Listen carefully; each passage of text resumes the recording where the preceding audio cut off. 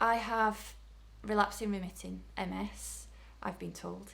I had particularly two quite severe um, relapses in 2011, and I was told that I had a very aggressive form of MS, and so I would need to do a lot very quickly, and like drugs and that sort of thing, to actually improve my situation or at least stabilise it. Um, it meant that over a very short period of time, I ended up not being able to walk, and I couldn't do an awful lot of things effectively from my waist down.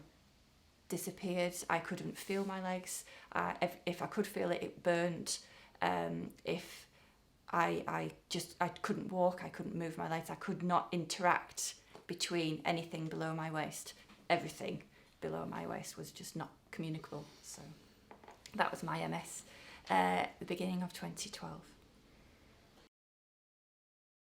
OMS has completely transformed my life. In so many different ways as well. Obviously, there's the AMS way, so I can actually categorically say that since I started OMS, I have not had any relapses. So that's 3 years now. I've been relapse free. But on top of the fact that I've not had any relapses, which is the whole point of having drugs, for example, my lifestyle has improved tremendously. So I have changed my diet and now eat so healthily, it's unbelievable. It means that I don't get colds as easily, I don't get poorly as quickly, and if I do get poorly, it goes really quickly as well. I'm much calmer in my approach to my life. I meditate every day, and that has really helped me deal with other things within my life as well. I work full time, I have 2 young children, I have a wonderful husband who supports me, and a great family, and all of that is because I'm on the OMS programme and I follow what we do, and I have such a positive peer support network with all the other people that I've connected with through the OMS programme, and it's just totally changed my life and my approach to what I do. What do you think? I think for me it just takes a huge pressure off. There's a lot to think about kind of supporting somebody with MS. And if it wasn't for kind of a wider network, then I'd be the first port of call in a lot of cases, and not having the expertise, not having that background knowledge.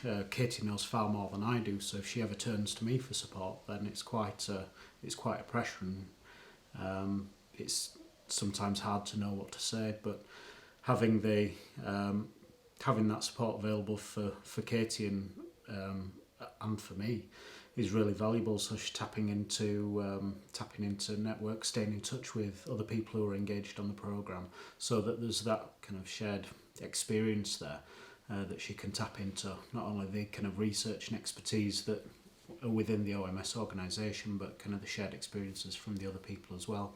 And it's such a kind of a relief for me to have that backup, so that I'm not always the first port of call or the only resource for support.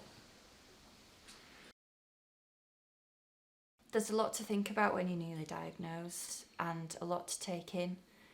The first thing I would say is don't panic, because that's the first thing I did, was massive panic. Oh my God, what is going to happen? It's just going to be awful, and that you just have all these horrible thoughts in your head. But the message through the OMS programme is there is absolute guaranteed hope, that it's not going to be as bad as you anticipate it will be. And just take a step and just have a breather, because read around the subject, find something that works for you. But actually this programme is massive, and it takes an awful lot of change for you. But if you're prepared to change, go with it, because it's so valuable, and the support that you receive from your friends within the OMS programme is really valuable, and it'll get you through, and everybody's here to help you. So don't panic, it's all right.